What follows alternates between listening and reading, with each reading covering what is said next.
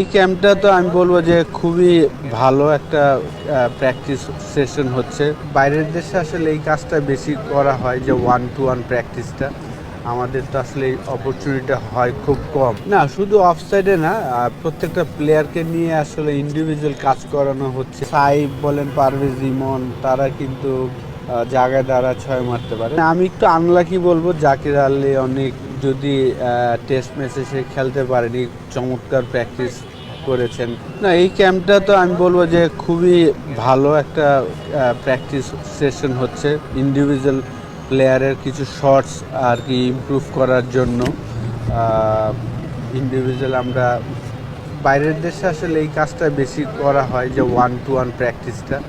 আমাদের তো আসলে এই অপরচুনিটিটা হয় খুব কম। তো যেহেতু বিপিএলের আগে যে সুযোগটা এসেছে, সোফার 2 দিন আমরা 4টা ব্যাটসম্যানকে নিয়ে কাজ করেছি।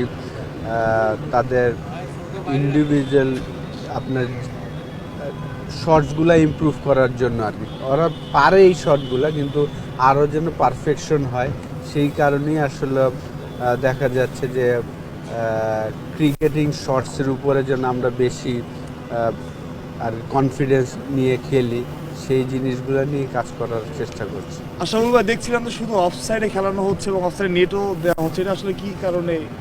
না, শুধু অফসাইডে না, প্রত্যেকটা প্লেয়ারকে নিয়ে আসলে ইন্ডিভিজুয়াল কাজ করানো হচ্ছে। যে বিশেষ করে পারভেজ ইমন এবং তানজিম তামিম, দুইজন টপ অর্ডার ব্যাটসম্যান, তাদেরকে আসলে তারা তো ওভার দ্য টপ খেলতে পারে। তাদের জন্য শুরুতে যেন আমরা ক্রিকেটিং শটস, বলাররা যখন আপনার অফ স্টাম্পের বাইরে বল করবে, সেই বলগুলো পয়েন্ট কাভার মিড অফ যে গ্যাপগুলো আছে, ওই গ্যাপে যেন শুরুতে আপনি যদি লো রিস্ক শট খেলেন, তাহলে কিন্তু আপনার জন্য রান করাটা সম্ভব। সেই জিনিসগুলো নিয়ে আসলে কাজ করা। লেগ সাইডেও প্র্যাকটিস করানো হয়। যদি যেমন ফ্লিক, আজকে কিন্তু অনেকগুলা ব্যাটসম্যানকে ফ্লিক প্র্যাকটিস করানো হয়েছে আর কি, মিড উইকেট এবং মিডনের ওই ওদিক দিয়ে যেন নিচে বিশেষ করে আসলে এই ট্রেনিংটা হচ্ছে আমরা যেন নিচের বেশি শর্টস খেলি আর কি। ওভার দ্য টপ তো আমরা খেলতে পারি, কিন্তু আমরা যেন বেশি বেশি ক্রিকেটিং শর্টস নিচে নিচে খেলতে পারি, সেই জিনিসগুলো নিয়ে কাজ করানোর চেষ্টা করছি। শটগুলো কি আপনারা আইডেন্টিফাই করছেন নাকি ওনারাই? হ্যাঁ, হেড কোচ থেকেই আসছেন। প্রত্যেকটা প্লেয়ারকে নিয়ে ইন্ডিভিজুয়াল যে শর্টস প্র্যাকটিসগুলো হচ্ছে, হেড কোচের মাথা থেকে এসেছেন। আসলে ভাই, কয়েকদিন আগে আপনি একটা ভিডিও শেয়ার করেছেন যে বলারদের হাত থেকে রিড করার ব্যাপারে, স্পিনারদের স্পেশালি ওই জায়গাটা আমাদের সবসময় একটা ল্যাকিং ছিল।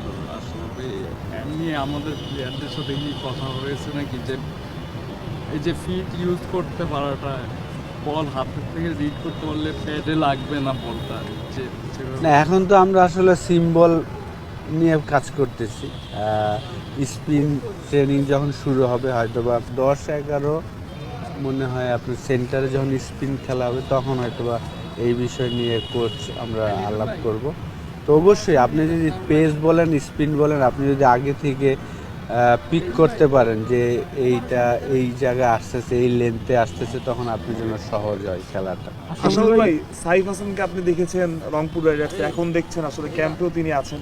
সাইফকে আসলে আপনি কিভাবে জাজ করবেন এবং সাইফকে নিয়ে আপনার যদি কিছু বলার থাকে, মানে সাইফের চেষ্টা না, দেখেন, সাইফ তো আসলে আমরা সবাই জানি যে সে আন্ডার-19-এর ক্যাপ্টেন ছিল। তারপর তাকে সুযোগ দেওয়া হয়েছিল, ওই সময় হয়তো সাকসেসফুল হয়নি, কিন্তু লাস্ট 4 বছর পরে আবার তার এখন সেটেলমেন্ট হয়েছে বাংলাদেশ টিমে। এটার পিছনে ডেফিনেটলি আমি মনে করি যে রংপুর রাইডার্সের একটা বড় অবদান আছে। লাস্ট বিপিএলে বলেন, তারপর লাস্ট জিএসএলে খেলার পরই কিন্তু তার সেটেলমেন্ট হয়েছে। বিশেষ করে টি-20তে ভালো করার পরে তাকে এখন ওয়ানডে ক্রিকেটও সে খেলছেন। তো অনেক ইমপ্রুভ করেছে, প্রচুর হার্ড ওয়ার্কার। তো সে কষ্ট করতে পছন্দ করে। তো আশা করি যে এই সামনের বিপিএলটাও ভালো করবেন। ওয়ার্ল্ড কাপের আগে প্রত্যেকটা প্লেয়ারের একটা অপরচুনিটি যে যার যার টিমের হয়ে যদি তারা ভালো ফর্মে থাকে তখন আসলে আমাদের ওয়ার্ল্ড কাপে ভালো রেজাল্ট করার একটা সম্ভাবনা থাকবে।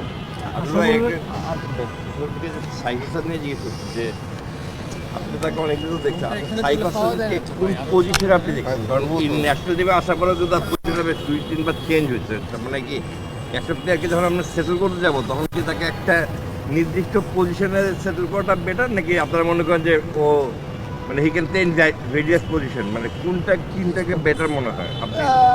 না দেখেন, ডেফিনেটলি একটা প্লেয়ার যদি একটা জায়গায় সেটেলমেন্ট হতে পারে ভেরি গুড, কিন্তু সাইফ বলেন, পারভেজ রিমন বলেন, তাদের কিন্তু একটা গুণ আছে যে তানজিম তামিম, তাদের একটা গুণ হলো যে তারা জায়গায় দাঁড়িয়ে 6 মারতে পারে, যে জিনিসটা কিন্তু সব ব্যাটসম্যানের হয় না। এই জিনিসটা যেমন আমার কেরিয়ারে আমার এটা ছিল না যে আমি জায়গায় দাঁড়ায় 6 মারবো, হয়তো ডাউন রেখে যেতে হবে। স্পিন বলের কথা বলছি আমি। তো সাইফ বলেন, পারভেজ রিমন, তারা কিন্তু জায়গায় দাঁড়ায় 6 মারতে পারে। তো ট্রাই করা হয়েছিল 2টা ম্যাচে, তাকে 4 নম্বরে খেলানো হয়েছিল, পরে আবার লাস্ট ম্যাচে নিয়ে এসেছেন ওপেনিংয়ে। যেহেতু তার ডোমেস্টিক কেরিয়ার যদি দেখি যে লিস্ট এ ক্রিকেটে প্রায় 10টার মতন সেঞ্চুরি, তারপর ফার্স্ট ক্লাসে 8টার মতন সেঞ্চুরি আছে। তো সে যখন সেঞ্চুরি করে সেই রানগুলো কিন্তু বড় বড় করে, এবং সে 4-এ 3-এ ওপেনিং করে অভ্যস্ত। সেই কারণে ম্যানেজমেন্ট বলতে পারবে আসলে, হেড কোচ, অ্যাসিস্ট্যান্ট কোচ এবং ক্যাপ্টেন ওনারা হয়তো বলতে পারবেন, কিন্তু আমি ব্যক্তিগতভাবে মনে করি অবশ্যই আপনার একটা জায়গা হলে ভালো। কিন্তু আমাদের এখন এই মুহূর্তে কিন্তু 4টা প্লেয়ারই টপ অর্ডারের। আপনি দেখেন লিটনও ওপেনিং করতে পারে, সে নাম্বার 3 খেলছেন, সাইবও ওপেনিং করতে পারে, তাকে নাম্বার 4-এ খেলিয়েছেন, রিমন ওপেনিং করে তাকে 4-এ খেলিয়েছেন লাস্ট ম্যাচে। তো 4জন প্লেয়ারই কিন্তু লাস্ট 1 বছরে খুব সাকসেসফুল, এভরি সেকেন্ড বা থার্ড ম্যাচে কিন্তু তারা বড় একটা 50 করছেন, বিশেষ করে T20-তে।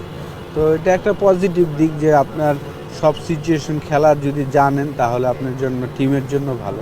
আসলে ভাই আপনি চট্টগ্রামে দেখছিলাম আসলে জাকের আলীকে নিয়ে আলাদাভাবে কাজ করেছেন, অফসাইডের শট নিয়ে কাজ করেছেন, তার অফসাইডের শট নিয়ে বেশ সমালোচনা হয়েছে। কিন্তু আপনি যখন কাজ করলেন, কাজ করার পর আসলে কি ফাইন্ড আউট করেছেন? সে কি মেন্টালি আসলে পিছিয়ে পড়েছে, নাকি টেকনিক্যালিও আসলে জাকেরের ওই সমস্যাটা রয়েছে? দেখেন, আমি একটু আনলাকি বলবো, জাকির আলী অনেক যদি টেস্ট ম্যাচে সে খেলতে পারেনি, চমৎকার প্র্যাকটিস করেছেন। তারপর একটা ম্যাচ খেললো, ওই ম্যাচে 2টা বল বাদ দিলে, যে বলে একটা অফ স্টাম্পের অনেক বাইরের বল লেগে মারতে গিয়েছেন আর যেটা আউট হয়েছেন, এই 2টা বল বাদ দিলে আর বাকি 14টা বলে আমি বলবো যে সে ম্যারিট অনুযায়ী খেলেছেন, ভালো ব্যাটিং করছিল। আনলাকি যে সে ম্যাচ পায়নি। যদি ব্যাক টু ব্যাক আরও 2টা ম্যাচ পেত তাহলে আমি শিওর যে সে বড় রানই করতো, কারণ সে মেন্টালি প্রচুর স্ট্রং এবং সে কিন্তু পারফর্মার। যখন সে বাংলাদেশ টিমে ঢুকেছে, ঢোকার আগে কিন্তু 3টা সিজন ঢাকা প্রিমিয়ার লিগ বলেন, NCL বলেন, BCL বলেন, BPL বলেন, সব জায়গায় কিন্তু সে পারফর্ম করে বাংলাদেশ টিমে ঢুকেছে, এবং বাংলাদেশ টিমে ঢুকেও কিন্তু সে 3টা ফরম্যাটই ভালো খেলেছেন। রিসেন্টলি একটু খারাপ সময় যাচ্ছে, সেই জায়গা থেকে আমার মনে হয় যে BPLটা খুব ভালো একটা প্ল্যাটফর্ম তার জন্য, এবং ভালো জায়গায় সে গিয়েছেন। সুজন ভাই আছেন হেড কোচ হিসাবে, এবং অনেক দিন সে কাজ করেছেন, আবাহনীর হয়ে খেলেছেন। তো তার সব কিছুই সুজন ভাই ভালো জানেন। তো আমি শিওর যে BPL-এ সে তার ভালো রিদমে চলে আসবে। আসলে লাস্ট একটা প্রশ্ন, আসলে মুস্তাফিজের বোলিংটা দেখা হয়েছে কিনা গতকালকে? মুস্তাফিজ না, আসলে সারাদিন প্র্যাকটিসের পরে আর ওই খেলাটা দেখা হয়নি। আপনি তো একটা সিরিজ মাত্র বাংলাদেশ টিমকে সামনাসামনি দেখলেন, তো আপনি জানেন বাংলাদেশ টিমের সমস্যাগুলো কোথায় কোথায় ব্যাটিংয়ে, এগুলো আইডেন্টিফাই করেছেন, কোথায় কোথায় কাজ করছেন। আরেকটা জিনিস যে বাংলাদেশ কিন্তু হঠাৎ করে কলাপস করে, যে একসাথে 3-4 উইকেট পড়ে যায়, 6 জন পড়ে যায়, এটা মানসিক সমস্যা হিসেবে চিহ্নিত সবসময়। এইটা নিয়ে কাজ করছেন কিনা? আলহামদুলিল্লাহ, একটা ইনিংস বাদ দিয়ে সবগুলো ইনিংসই খুব ভালো খেলছে। তো এখনও আশা করি যে এরকমই কন্টিনিউ করবে, এটাই আশা থাকবে। আপনারা সবাই দোয়া করবেন ওদের জন্য। আপনি যে মানে যখন কোচিং আসছেন তার আগে কিন্তু অনেক বিশ্লেষণ করতেছিলেন, মানে বিভিন্ন সংবাদ মাধ্যম আমরাও আপনার কাছ থেকেই নিতাম বিশ্লেষণ। এখন এই জিনিসটা মিস করেন কিনা, মানে বিশ্লেষণ করাটা? না, এটা তো আসলে খেলা, এটার বিশ্লেষণ কখন করা হয়? খেলা দেখা। এখনও আমি খেলা দেখি, যখনই অবসর সময় পাই অন্য অন্য ম্যাচগুলো, অ্যাশেজের ম্যাচগুলো হাইলাইট দেখি, ইন্ডিয়া সাউথ আফ্রিকার ম্যাচগুলো। তো মিস করি না, এনজয় করি সবগুলো কিছু। এখন যেহেতু কাজ করছি, এটা আরো আবার সামনে রাখতে পারে বিশ্লেষণ, আল্লাহ জানে।